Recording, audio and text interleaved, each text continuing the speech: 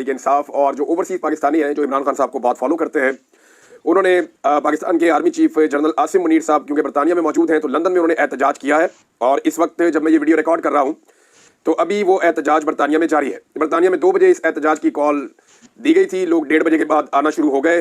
बारिश के बावजूद मौसम बहुत ठीक नहीं था, बड़ी तादाद में लोग वहाँ पे पहुंचे। जिस वक्त मैं ये वीडियो रिकॉर्ड कर रहा हूँ अभी भी जो है वो सैकड़ों लोग वहाँ पे मौजूद हैं पाकिस्तानी एम्बेसी के बाहर। मैंने रात को वहाँ एक चक्कर भी लगाया था, एक वीडियो मैंने बनाई थी।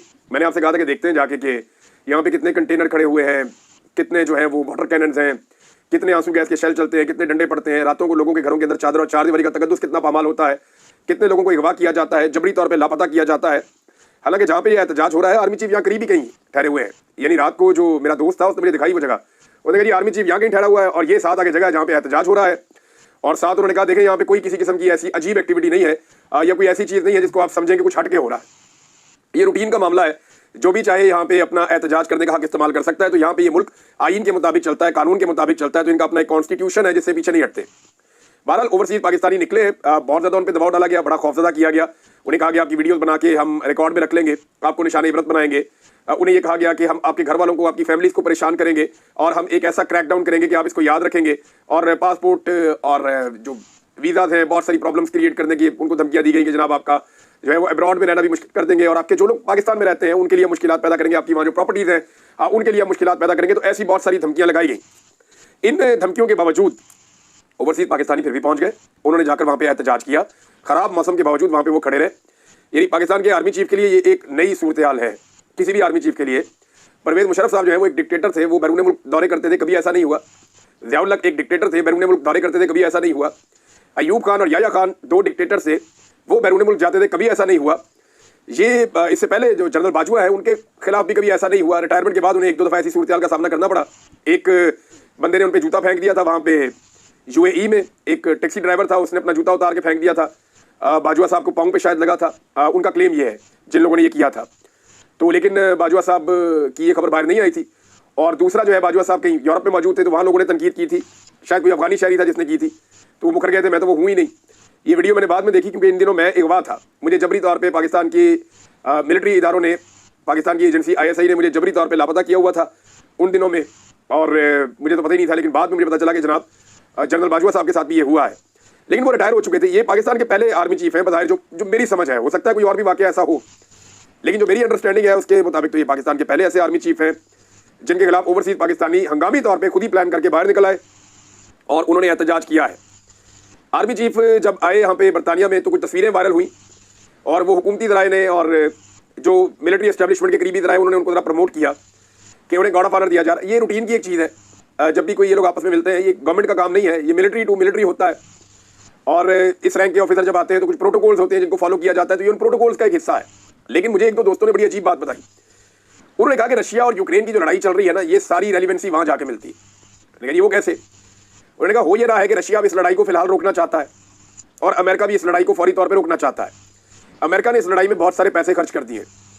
अब अमेरिका यूक्रेन से वो पैसे भी वापस लेना चाहता है और डोनाल्ड ट्रंप ने मुतालबा भी शुरू कर दिया है। और जो यूक्रेन का सदर है उसका मजाक भी डोनाल्ड ट्रंप उड़ा रहे हैं और उसे एक ऐसा शख्स करार दे रहे हैं जिसने अपने लोगों को इतने बड़े पैमाने पे कत्लेआम करवा दिया है। और वो इसमें ब्लेम नहीं कर रहे ब्रिटेन को, और ब्रिटेन से उन्होंने बात की कि जंगबंदी की जाए। अब यूरोप जो है उसकी सोच इसमें कुछ और है। यूरोप यूक्रेन का पूरा साथ देना चाहता है, वो इस जंग में चला गया था। हुकूमत जो है वो अमेरिका में तब्दील हुई है, यूरोप में नहीं हुई। तो यूरोपीय कंट्रीज या बरतानिया, इनकी फौजें बहुत बड़ी बड़ी नहीं है। एक्चुअली जो नेटो के अंदर बड़ी फोर्स है वो अमेरिका की है, जो ज़्यादा पैसा है वो अमेरिका का इन्वॉल्व है। लेकिन अब मामला यह है कि अगर जंगबंदी होती है तो वहाँ पे ड्यूटी कौन करेगा? जब भी कहीं पे जंगबंदी होती है तो फिर अक़वाम मुत्तहिदा की या कोई ऐसे मिशन भेजे जाते हैं जो वहाँ पे अमन अमान की जिम्मेदारियाँ संभालते हैं जंगज़दा इलाकों में, ताकि चीज़ें बेहतरी की तरफ आएँ। तो यहाँ पाकिस्तान जैसे जो गरीब मुल्क हैं उनकी अहमियत बढ़ जाती है, क्योंकि हमारी फ़ौज की तादाद बहुत ज़्यादा है। मुल्क हम गरीब हैं। यूरोप के मुल्कों की फ़ौज इतनी बड़ी तादाद में नहीं है, छोटी छोटी फ़ौजें हैं, लेकिन वो बहुत अमीर मुल्क है। हमारा मुल्क एक गरीब मुल्क है, लेकिन हमारी फ़ौज बहुत बड़ी तादाद में है। तो हमारे जैसे मुल्कों से फिर वो फ़ौज हासिल करते हैं आलमी सतह पे कि जनाब ये फ़ौज फलां जगह पे भेजी जाए एक मिशन के साथ, और ये वहाँ पे अमन अमान के लिए काम करे और ये अपनी खिदमत वहाँ पे सर अंजाम दें। तो अब मुमकिन तौर पे पाकिस्तान को उन मुल्कों में शामिल किया जाएगा। पाकिस्तान ने पहले भी बहुत सारे मुल्कों में ऐसे मिशन भेजे हैं, फौजी मिशन, और पाकिस्तानी फौजी जाते रहे दुनिया भर में और जाकर जिम्मेदारी के साथ अपनी ड्यूटियाँ करते रहे हैं। बड़ी अच्छी ड्यूटियाँ की हैं पाकिस्तान की फ़ौज ने। होता यह है कि जब फ़ौज के ये सिपाही अफसरान वहाँ जाते हैं तो इनको तनख्वाहें ज़्यादा हो जाती हैं, इनकी TADA बढ़ जाता है, कुछ पैसा फ़ौज को मिल जाता है, कुछ मुल्क को भी फायदा हो जाता है। फिर ये जो लोग अपने मुल्क में तनख्वाह ले रहे होते हैं वो कम होती है, लेकिन जब ये वहाँ पहुँचते हैं और ड्यूटी लंबी करते हैं तो वहाँ पे तनख्वाहें भी बढ़ जाती हैं, तो इनको कुछ दूसरी फौजों के साथ रह के सीखने को भी मिलता है। तो ये ऐसा ही एक फार्मूला है जिसके तहत इस वक्त पाकिस्तान की फ़ौज कुछ रेलिवेंट हुई है मगरबी ममालिक के लिए, क्योंकि आने वाले वक्त में ऐसा लगता है कि यूक्रेन और रशिया की जंगबंदी की सूरत में वहाँ पे न्यूट्रल फौजें तैनात की जाएंगी और कुछ चीज़ों को कंट्रोल करने की कोशिश की जाएगी, तो उसमें पाकिस्तान का एक रोल हो सकता है। तो ये भी एक वजह है। लेकिन ओवरसीज़ पाकिस्तानियों ने ये एक अलग किस्म का अनोखा वाक़या है, आर्मी चीफ की मौजूदगी में बरतानिया में एहतजाज किया, उनके खिलाफ नारेबाजी की। ओवरसीज़ पाकिस्तानियों का ये कहना है कि पाकिस्तान में जो जुल्म, फस्तायत और जबर हुआ उसमें पाकिस्तान की मिलिट्री एस्टेब्लिशमेंट इन्वॉल्व है। ये जो कत्लेआम हुआ 26 नवंबर को, उसके लिए भी पाकिस्तान की मिलिट्री एस्टेब्लिशमेंट को जिम्मेदार समझते हैं। पाकिस्तान में जो फार्म 47 के ऊपर जाली हुकूमत बनाई और जो जाली आईनी तरामीम करवाई गई, MNA को, खवातीन को अगवा किया गया और जबरी तौर पे लोगों को लापता किया गया, उस सारे के लिए वो पाकिस्तान की मिलिट्री एस्टेब्लिशमेंट को जिम्मेदार समझते हैं और आसिम मुनीर साहब को ब्लेम करते हैं। तो इसलिए वहाँ पे ये एहतजाज हो रहा है आसिम मुनीर साहब के खिलाफ। अब इमरान खान साहब ने ओवरसीज़ पाकिस्तानियों को इस मौके पर कुछ अहकाम जारी किए हैं, कुछ हदायत दी हैं उन्होंने। और ये जुल्फी बुखारी साहब इमरान खान साहब के साथी हैं, उन्होंने ये जो इमरान खान साहब की हदायत है वो शेयर की हैं और इसके कुछ पेजेस हैं, उसकी तफसीलात हैं, लेकिन जो उसका खुलासा है वो मैं आपको बता देता हूँ। तमाम ओवरसीज़ पाकिस्तानी इमरान खान साहब का जो आर्मी चीफ के नाम लिखे हुए खत हैं उन्हें प्रिंट करवा कर मंदरजा झेल जगहों पर पोस्ट करें। ये तमाम ओवरसीज़ पाकिस्तानी करें, चाहे वो अमेरिका में है, बरतानिया में है, ऑस्ट्रेलिया में है, यूरोप में है, स्कैंडिनेवियन में है, जापान में है, चाइना में है, दुनिया में कहीं भी है, गल्फ कंट्रीज़ में है। खत लिखना तो कोई किसी किस्म की गैर कानूनी हरकत नहीं है ना। तो एक तो वो कह रहे हैं जी मुतल्लिका पाकिस्तानी सफारत खाना, जिस मुल्क में आप रहते हैं उस मुल्क के सफारत खाने को इमरान खान साहब का जो खत है जो उन्होंने आर्मी चीफ को लिखा, उस खत को प्रिंट करवाएं और प्रिंट करवा के वो खत उस मुल्क के सफारत खाने को भेजें, number 1। Number 2, army house Rawalpindi cantt में भेजें। और आने वाले दिनों में ये जो लेटर्स हैं ये दुनिया में और बहुत सारी जगहों पे जाएंगे, ये पाकिस्तानी अक़वाम मुत्तहिदा को भी भेजेंगे। यही लेटर्स पाकिस्तानी आने वाले दिनों में, ये मैं आपको खुद से बता रहा हूँ क्योंकि मुझे आइडिया है कि इमरान खान साहब इस मामले को किस तरफ ले जाएंगे। ये जनाब बहुत सारी दुनिया की एम्बेसियों में भी जाएंगे और ये मालूमात बहुत सारे आलमी इदारों में भी जाएंगे आने वाले दिनों में। लेकिन दूसरा, इमरान खान साहब ने 2 चीज़ों में भी फिलहाल कहा है। एक तो जिस मुल्क में आप रहते हैं उस मुल्क का जो सफारत खाना है वहाँ पे भेजें। दूसरा, आर्मी हाउस रावलपिंडी कैंट में ये खतूत भेजे जाएँ ताकि आर्मी चीफ ये ना कह सकेंगे मुझे तो खत मिला ही नहीं। और इतने सारे खत जब उन्हें आएंगे तो वो खत नहीं पढ़ेंगे और वज़ीर आज़म को भेजेंगे, तो कितने सारे खत उन्हें वज़ीर आज़म पाकिस्तान को भेजने पड़ेंगे। आपको याद है एक दफ़ा मैंने ये कहा था कि हमें शहीद अरशद शरीफ के लिए सुप्रीम कोर्ट ऑफ पाकिस्तान को खत लिखना चाहिए, तो हम सब ने खत लिखे थे, हमने बहुत खत लिखे थे। मैंने जाके इमरान खान साहब से भी खुद बैठ के सामने खत लिखवाया था, उन्होंने भी खत लिखा था। हमने सुप्रीम कोर्ट को इतने खत लिखे कि उनका सिस्टम चौक हो गया था और उन्हें सुप्रीम कोर्ट ऑफ पाकिस्तान को इतने बड़े पैमाने पर खत मिलने के बाद उन्हें नोटिस लेना पड़ा शहीद अरशद शरीफ के मुकदमे का। लेकिन उसके बाद महंगा हो गया, मामला कहाँ से कहाँ चले गए। पाकिस्तान को ऐसा लगा कि कोई और स्टेट बना दिया गया है, तो वो इंसाफ लेना तो दूर की बात है, सबको अपनी अपनी जान की पड़ गई। लेकिन शहीद अरशद शरीफ का इंसाफ तो हम एक दिन इंशाअल्लाह ले लेंगे। अच्छा, इमरान खान साहब कह रहे हैं कि आप ये खतूत ग्रुप की सूरत में जाकर अपने मुतल्लिका सफारत खाने में भी जमा करवा सकते हैं। खास तौर पर आज बरतानिया लंदन में हमें पाकिस्तानी सफारत खाने के बाहर एक एहतजाजी मुजाहरा करने जा रहे हैं, जहां आपने इस खत को प्रिंट करवा कर जमा करवाना है और एहतजाज के दौरान उसे लहराना भी है, ताकि कोई ये ना कह सके कि खत नहीं पहुंचा। ये असल मामला, खत तो जनाब पहुंचेगा, खत पढ़ना भी पड़ेगा, खत को समझना भी पड़ेगा और खत किसी और को भेजने की बजाय खत के मंदरजात के ऊपर गौर भी करना पड़ेगा, क्योंकि जुल्म का सिलसिला जो है पाकिस्तान में रुक नहीं रहा और लगातार जुल्म का सिलसिला जारी है। यहाँ मेरे पास खालिद यूसुफ चौधरी साहब का एक ट्वीट है और ये एक SHO के नाम की दरखास्त है रहीम यार खान से, और इसमें जो सबसे तकलीफ दे बात है वो उन्होंने ट्वीट में लिखा, मैं आपको पढ़ के बता देता हूँ। उन्होंने कहा पुलिस ने अरसलान वकार सदर इंसाफ यूथ विंग रहीम यार खान के घर पे छापा मारा और इसकी हामला बीवी को ज़ोदोकोब किया, जिससे उसका हमल ज़ाया हो गया। ऐसी बर्बरियत की मिसालें तो तारीख में पड़ी थी और अब अपनी आंखों से देख रहे हैं। ये नेक्स्ट लेवल पे मामला चला गया है। जुल्म, फस्तायत और जबर का सिलसिला रुक नहीं रहा और ये लगातार रजीम चेंज ऑपरेशन के बाद से लेकर अब तक जुल्म की चक्की को मजीद तेज पीसते चले जा रहे हैं। लेकिन पाकिस्तानी जो है वो झुकने का नाम नहीं ले रहे। पाकिस्तानी पीछे हटने में तैयार नहीं है।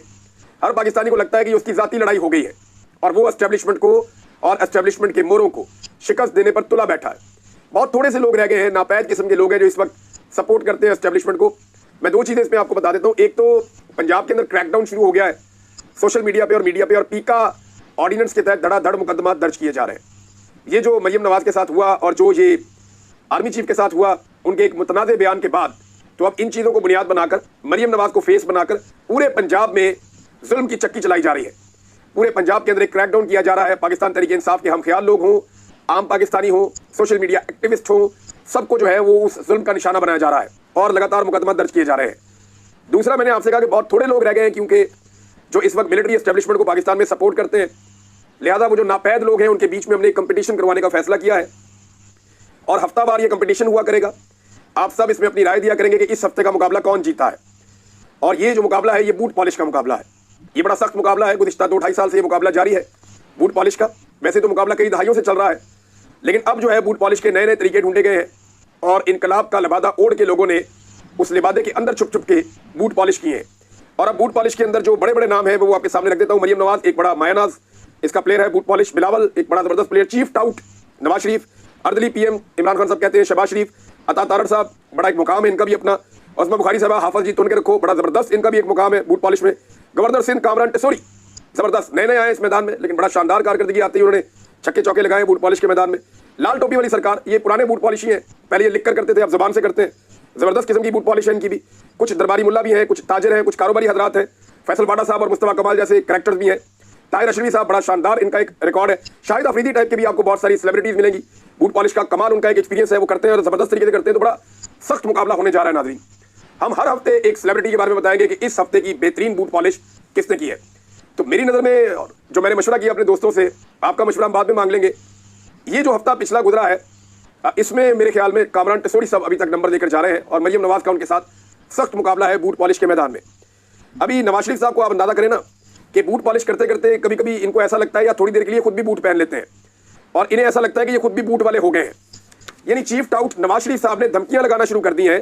जरा आप उनकी धमकी मुलाहिदा फरमाइए नवाज शरीफ साहब की, आपको अंदाजा हो जाएगा कि ये किस सोच के लोग हैं और ये बूट पॉलिश करते करते इनको बूटों का नशा भी चढ़ जाता है। ये जरा सुने आप मियां साहब क्या कह रहे हैं। मुल्क अपने पांव पर खड़ा हो रहा है, अब लॉन्ग मार्चों, धरनों और एहतजाज की इजाजत नहीं दी जाएगी। इजाजत नहीं दी जाएगी। और भाई इजाजत कानून ने देनी है, आइन ने देनी है। Who are you, who the hell are you? आप कैसे रोक सकते हैं? लोग पुरअमन एहतजाज अपने आइन के मुताबिक कर सकते हैं, कानून के मुताबिक कर सकते हैं। बूट पॉलिश करते करते क्या इतनी पॉलिश सूंघ ली है आपने कि आपके दिमाग को चढ़ गई मियां साहब? आपने निकाला है अपोजिशन में, आपने भी एहतजाज करना है। यहाँ बरतानिया में लोग, अभी मैं वीडियो कर रहा हूँ, एहतजाज कर रहे हैं, कोई उन्हें रोकने वाला नहीं है। पाकिस्तान में आपने जंगल बनाकर रख दिया, जंगल का कानून, जिसको दिल करो उठा दो, जिसको दिल करो जबरी तौर पर लापता कर दो। ये चीफ टाउट के लिए मुझे ISI के ऑफिसर बार बार कहते थे नवाज शरीफ को सपोर्ट करो, मैंने कहा मैं नहीं करता। इस मामले के ऊपर सिंह फंसे हुए थे उनके साथ मेरे। अब ये जो नवाज शरीफ साहब हैं ये कह रहे हैं जी मैं नहीं करने दूंगा, इजाजत नहीं दी जाएगी। आप कौन है जनाब? ना आप वज़ीर आज़म है, ना आप वज़ीर आला है, ना आप काउंसलर है। यास्मीन राशिद से आप इलेक्शन हारे हुए हैं, आप ये कैसे कह सकते हैं? और हालात इनके ये हैं कि मेयो अस्पताल की लिफ्ट गिर गई है, सर्विसेज अस्पताल में दवाइयां खत्म हो गई हैं। ये लाहौर के 2 बड़े अस्पतालों की कहानी है। जनरल अस्पताल की सूरत पहले ही खराब है। ये जनाब इनकी टोटल कारकर्दगी और औकात है, सिर्फ टिकटॉक्स इनको बनाने और बार बार टिकटॉक्स बनाने, उसके अलावा इनका कोई और काम ही नहीं है। और जो पहले इन्होंने ग्रीन लाइन बिछाई थी ना कि जनाब हमने ग्रीन लाइन बना दी है, ये कर दिया, तो वहाँ एक्सीडेंट होते रहते हैं। पहली बारिश हुई लाहौर में, वो बह गई सारी ग्रीन लाइन। वहाँ किसी ने फुटेज लगाई हुई थी, वो बह गई, उसका रंग ही उड़ गया है। तो ये ग्रीन लाइन ऐसे नहीं होती, ये स्पेशल मटीरियल होता है। ये ऊपर आप रंग करके नहीं बना देते होते। लेकिन इनको ना ये पढ़े लिखे, ना इनको समझ है। और हो ये रहा है कि जैसे जैसे पाकिस्तान में रमजान करीब आ रहा है, महंगाई बढ़ती चली जा रही। पूरी दुनिया के अंदर जब रमजान करीम आता है, जो लोग मुसलमान नहीं भी हैं, जो ममालिक मुसलमान नहीं भी हैं, वो भी मुसलमानों के लिए स्पेशल पैकेजेस दे देते हैं। जो मुसलमान मुल्क नहीं भी हैं, वहाँ पे भी चीज़ों की कीमतें नहीं बढ़ती। वो इस बात का ख्याल रखते हैं कि मुसलमानों का रमजान मुबारक आ रहा है, इन्हें दिक्कत या परेशानी ना हो। पाकिस्तान एक अजीब मुल्क है। फौरी तौर पर मुर्गी की कीमत फ़ौरन बढ़ गई। पाकिस्तान के अंदर जो है घी की कीमत, बेसन की कीमत फ़ौरन बढ़ गई। चीनी और चावल की कीमत फ़ौरन बढ़ गई। यानी हर खाने पीने वाली चीज़ की कीमत बढ़ती चली जा रही है, क्योंकि रमज़ान आ रहा है। और जब रमज़ान आएगा तो लोग ज़्यादा मुनाफा कमाएंगे। तो जब ऊपर से लेकर नीचे तक आवे का आवा बिगड़ा हुआ है और सब लोग पैसा कमाने और खाने में लगे हुए हैं, तो यही होगा ना मुल्क के अंदर। नाज़रीन, एक और बड़ा संजीदा मामला है और ये मामला है इस्लामाबाद हाई कोर्ट का। इस्लामाबाद हाई कोर्ट में सीनियरिटी का मामला जो है वो ख़राब कर दिया गया है। और इसी मसले के अंदर अब जो इस्लामाबाद हाई कोर्ट के जजेस हैं, उन्होंने ये मामला सुप्रीम कोर्ट ऑफ पाकिस्तान में उठा दिया है। और सुप्रीम कोर्ट ऑफ पाकिस्तान में जो इस्लामाबाद हाई कोर्ट के जजेस हैं, उनका ये कहना है कि ये जो सीनियरिटी का मामला है ये ठीक तरीके से तय नहीं किया गया। लिहाजा सुप्रीम कोर्ट ऑफ पाकिस्तान में 5 सीनियर जजेस ने ये मामला ले जाकर इसको चैलेंज कर दिया है। अब देखना यह है कि सुप्रीम कोर्ट ऑफ पाकिस्तान इसके ऊपर क्या फैसला देती है। ये मामला आईनी अदालत में जाएगा, मुझे तो ऐसे ही दिखाई देता है। यानी 5 जजेस ने अपनी सीनियरिटी के खिलाफ मामला सुप्रीम कोर्ट में चैलेंज कर दिया। अब आईनी बेंच के अंदर जाएगा तो आपको पता है आईनी बेंच ने क्या करना है, किसने बनाया। वो पॉलिटिकली चूजन बेंच है, यानी सियासतदानों ने वो बेंच बनाया हुआ है और सियासतदान अपने बेंच से अपनी मर्जी का ही फैसला लेंगे। जबकि एक स्टेटमेंट और है, जरा ये भी आप देख लें, हम एक मुल्क के तौर पर अपनी साख खो चुके हैं। सोचें ये जुमला किसने कहा होगा, हम एक मुल्क के तौर पर अपनी साख खो चुके हैं। किसने कहा? पाकिस्तान के वजीर खजाना औरंगजेब साहब ने कहा। कि मुल्क के तौर पर सागी हो चुके हैं। ये हालात पाकिस्तान के गुज़िश्ता 3 साल में पाकिस्तान की मिलिट्री एस्टेब्लिशमेंट ने और पाकिस्तान की मौजूदा जो हुकूमत है इन्होंने मिलकर किए हैं। एक और नाज़रीन बड़ी खबर है, और ये काफ़ी बड़ी खबर है। वो खबर ये है, पाकिस्तान तहरीक इंसाफ ने जो अहम तरीन मामला था उस पर इस्लामाबाद हाई कोर्ट से रुजू किया है। 24 से 27 नवंबर 2024 तक जब कत्लेआम हुआ इस्लामाबाद में, 26 नंबर चुंगी श्रीनगर हाईवे 0 पॉइंट डी चौक ब्लू एरिया के सीसीटीवी फुटेज हासिल करने के लिए पीटीआई ने इस्लामाबाद हाई कोर्ट से रुजू कर लिया है। अस्पतालों की भी मांगनी चाहिए, अस्पतालों के अंदर और बाहर की जो सीसीटीवी फुटेज है उसको भी हासिल करने के लिए रुजू किया जाए। 27 नवंबर 2024 के दौरान जख्मी मरीजों की तादाद, नाम, तफसीलात और फराहम करदा इलाज की मालूमात फराहमी, एहतजाज में मरने वालों के नाम, अमवात की वजूहात और पोस्टमार्टम और मेडिकल लीगल रिपोर्ट्स की नकूल फराहम की जाए। नामालूम स्नाइपर्स शूटर्स की शनाख्त के लिए 24 से 27 नवंबर 2024 तक मुख्तलिफ इलाकों की सीसीटीवी फुटेज फराहम की जाए। जख्मियों या मरने वालों की मालूमात लेने के लिए कोशिश करने वालों को गैर कानूनी हिरासत में दिया जाता है या झूठे मुकदमात की धमकियां दी जाती हैं। पोस्टमार्टम रिपोर्ट्स और शवाहिद कानूनी तरीके से हासिल करने की कोशिश की गई, मगर तमाम कोशिशें नाकाम हुई। वफाकी हुकूमत, वजारत दाखिला, executive director PIMS, executive director polyclinic, medical superintendent CDA अस्पताल और डीजी सेफ सिटी इस्लामाबाद को फरीक बनाया गया है। और पीटीआई ने दरखास्त लतीफ खोसा, सलमान अकरम राजा, अंसर कियानी और सुहेब इलियास एडवोकेट के जरिए दायर की है। ये मामला बहुत तेज होने चाहिए थे, बड़ी स्पीड से होने चाहिए थे। आज 3 महीने गुजरने के बाद पाकिस्तान तहरीक इंसाफ के वकला जो है वो नवंबर वाली फुटेज अब मांग रहे हैं और चीजें इकट्ठी करना चाह रहे हैं। ये जल्दी होना चाहिए था। अब हुकूमत के पास कुछ बहाने मौजूद होंगे, लेकिन देखते हैं हुकूमत क्या करती है। अब तो इस्लामाबाद हाईकोर्ट में जजेस भी इनके अपने हैं।